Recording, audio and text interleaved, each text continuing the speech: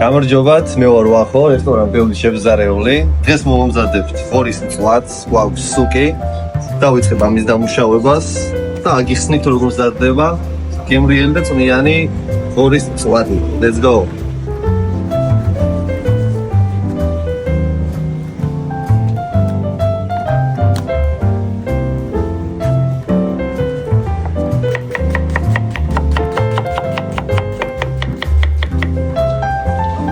Marils, what with show top to kakas.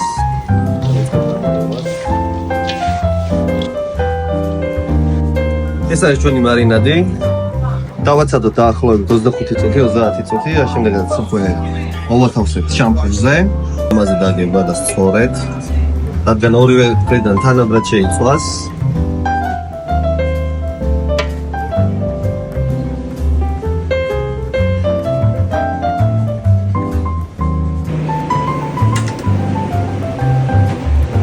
შენთვის ვიღებთ შემწვარ ხორცს, ესე გამოიყურება ჩვენი ღორის მწვადი, ძალიან წვნიანი, ძალიან გემრიელია.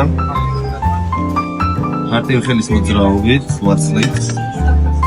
შემდეგ უდგებით გასერვირებას. გვჭირდება ხახვი, თითქოს დაჭრილი. ზომიერად. და რა თქმა უნდა ჩვენი ბროწეული.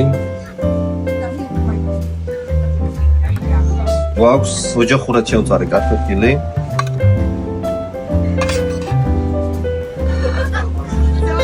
ქართული თემალი, ძალიან გემრიელი. ესე გამოიყურება ბევრის მწვადი. წვნიანი, გემრიელი და ძალიან არომატული.